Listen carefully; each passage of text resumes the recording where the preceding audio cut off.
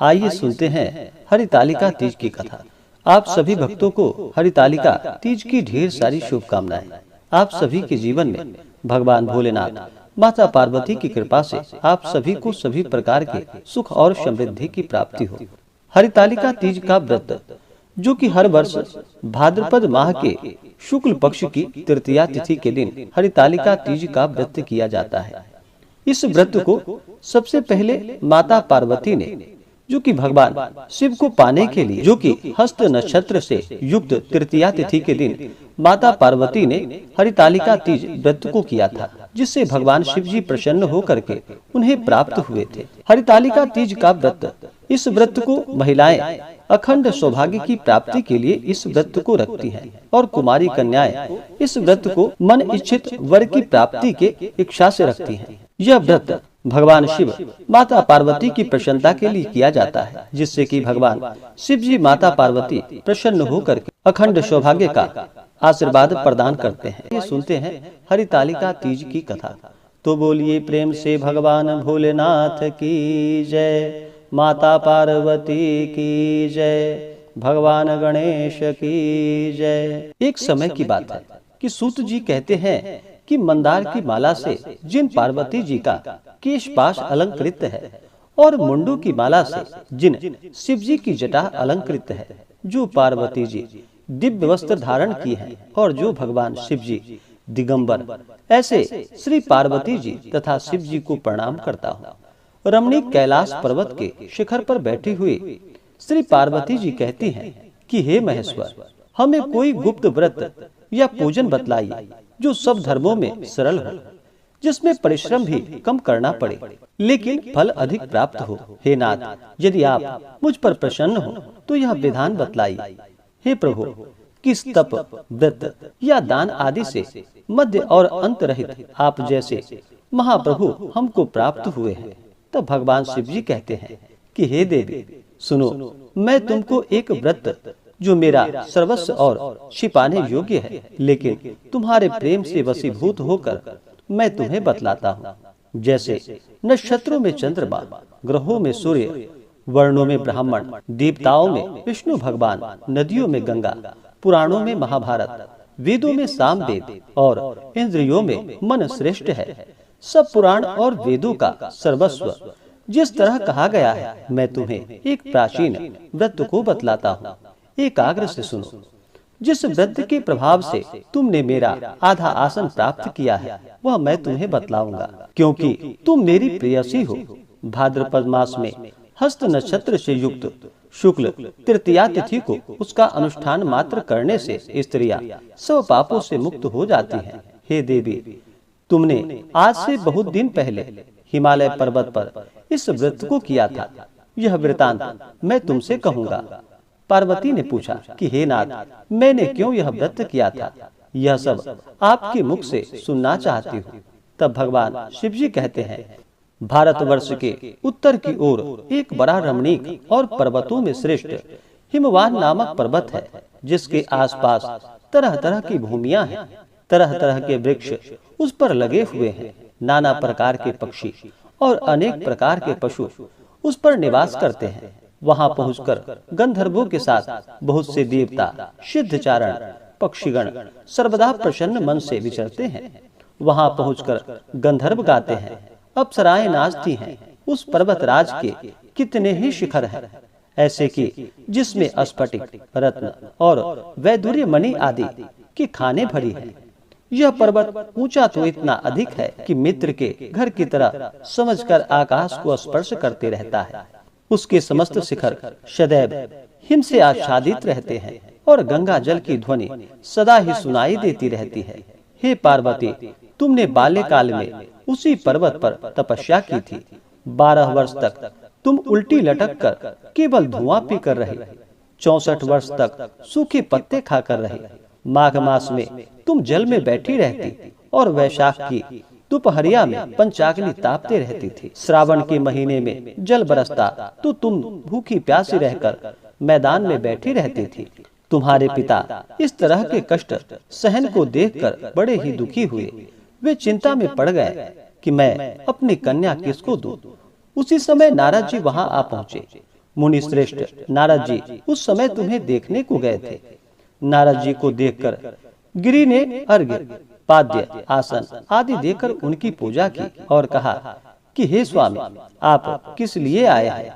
मेरे अहो भाग्य, आपका आगमन मेरे लिए बड़ा ही अच्छा है।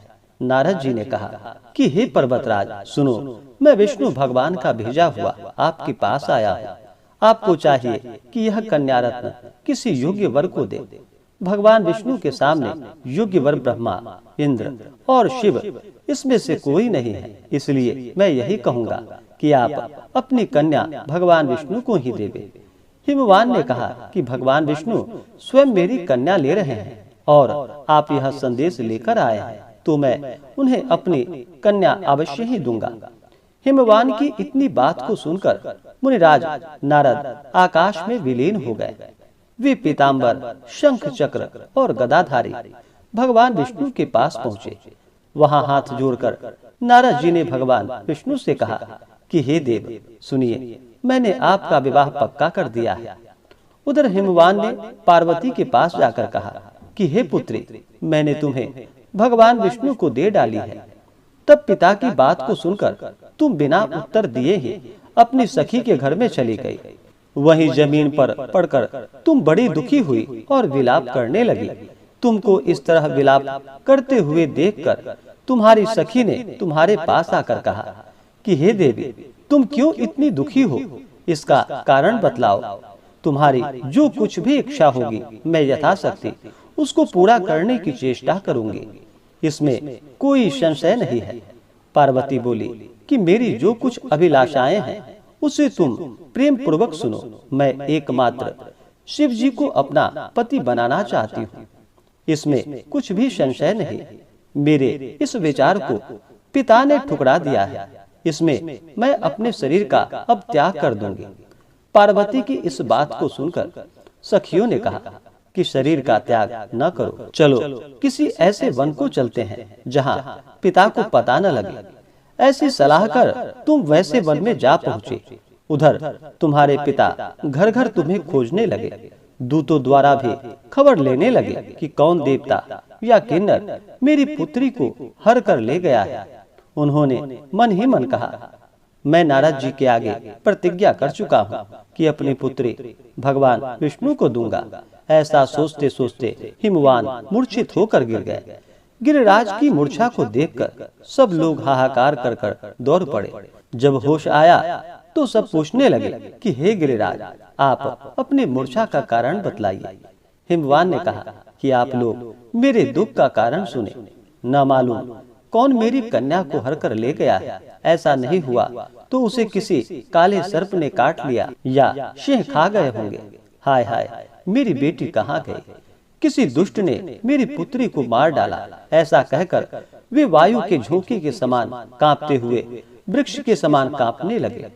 इसके बाद हिमवान तुम्हें वन वन ढूंढने लगे। वह वन भी सिंह, भालू, हिंसक जंतुओं से बड़ा भयानक हो रहा था। तुम भी अपनी सखियों के साथ उस भयानक वन में चलती चलती एक ऐसे जगह पर पहुंची जहां एक नदी बह रही थी। उसके रमणीक तट पर एक बड़ी सी कंदरा थी। तुमने उसी कंदरा में आश्रय बना लिया और मेरी एक बालुकामयी प्रतिमा को बनाकर अपनी सखियों के साथ निराहार रहकर मेरी आराधना करने लगे। जब भाद्रपद शुक्ल पक्ष की हस्तयुक्त तृतीया तिथि प्राप्त हुई, तब तुमने मेरा विधिवत पूजन किया और रात भर जागकर गीत वाद्यादि से मुझे प्रसन्न करने में बिताया। उस वृत्रराज के प्रभाव से मेरा आसन डगमगा उठा, जिससे मैं तत्काल उस स्थान पर जा पहुंचा जहां पर तुम अपनी सखियों के साथ रहती थी। वहां पहुंचकर मैंने तुमसे कहा कि मैं तुम पर प्रसन्न हूँ, बोलो तुम क्या चाहती हो। तुमने कहा कि मेरे देवता, यदि आप मेरे ऊपर प्रसन्न हैं तो मेरे पति बने।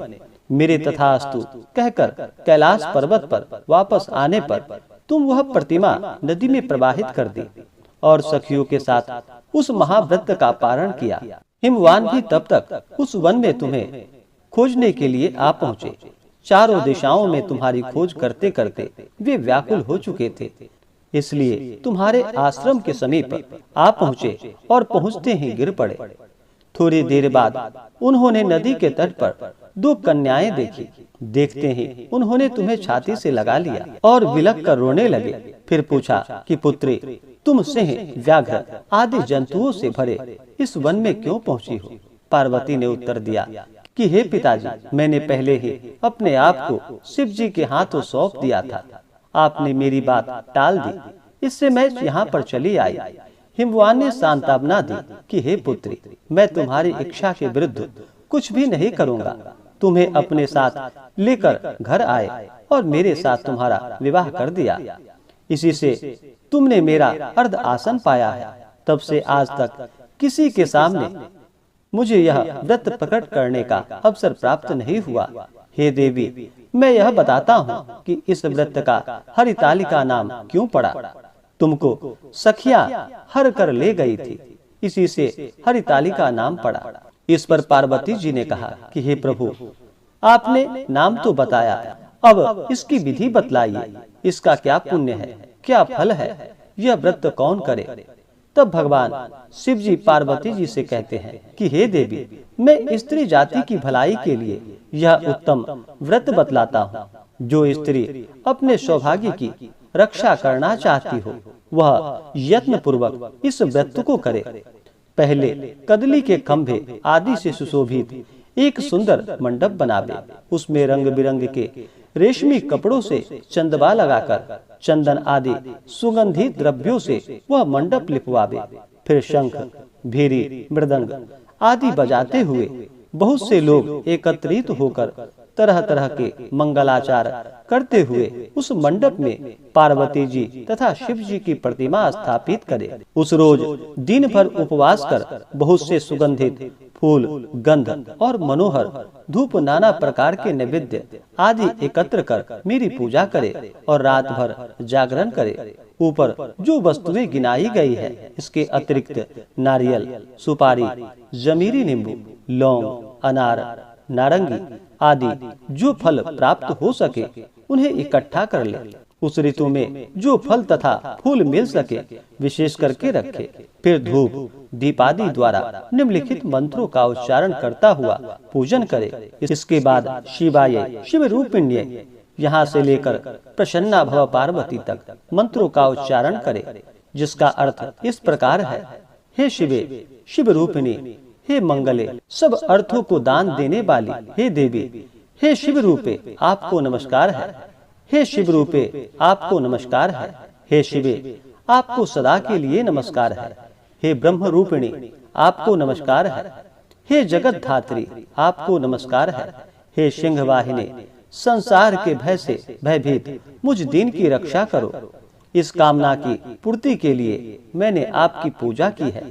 हे पार्वती, मुझे राज्य और सौभाग्य दो, मुझ पर प्रसन्न हो। इन्हीं मंत्रों से पार्वती जी तथा शिव जी की पूजा करे। तदंतर विधि पूर्वक कथा सुने और ब्राह्मण को वस्त्र, गौ, स्वर्ण आदि देवे। इस तरह एक चित्त होकर स्त्री पुरुष दोनों एक साथ पूजन करे। फिर वस्त्र आदि जो कुछ भी हो उसका संकल्प करे। हे देवी, जो स्त्री इस प्रकार पूजन करती है वह सब पापों से छूट जाती है और उसे 7 जन्म तक सुख तथा सौभाग्य प्राप्त होता है। जो स्त्री तृतीया तिथि को व्रत न कर अन्न को भक्षण करती है, वो 7 जन्म तक बंध्या रहती है और उसको बार बार विधवा होना पड़ता है।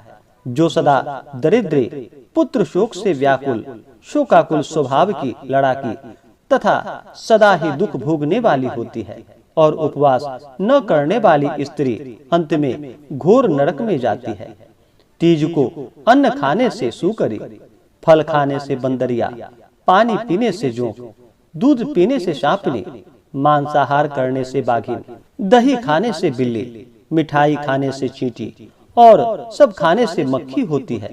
उस रात्रि को सोने से अजगरी और पति को धोखा देने से मुर्गी होती है। इसलिए हर स्त्रियां व्रत को अवश्य करे। दूसरे दिन स्वर्ण, चांदी, तांबा तथा बांस के पात्र में अन्न भरकर ब्राह्मण को दान दे और फिर व्रत का पारण करे। जो स्त्री इस प्रकार व्रत को करती है वह मेरे समान पति पाती है। और जब वह मरने लगती है तो तुम्हारे समान उसका मुख रूप हो जाता है। उसे सब प्रकार के सांसारिक भोग और सायुज्य मुक्ति मिल जाती है। इस हरितालिका की व्रत कथा मात्र सुन लेने से प्राणी को 1000 अश्वमेध और सैकड़ों वाजपेयी यज्ञ करने का फल प्राप्त होता है। हे देवी, मैंने यह सब व्रतों में उत्तम व्रत तुम्हें बतलाया है, जिसके करने से प्राणी सब पापों से छूट जाता है। इसमें कुछ भी संशय नहीं। तो बोलिए प्रेम से भगवान भोलेनाथ की जय, माता पार्वती की जय। ऐसे ही ज्ञानवर्धक जानकारियाँ प्राप्त करने के लिए हमारे इस चैनल पे अगर आप नए हैं तो चैनल को लाल बटन दबा करके सब्सक्राइब करें, साथ में बेल आइकन घंटी को दबाएं ताकि मेरे वीडियो का नोटिफिकेशन आपको समय से मिलता रहे।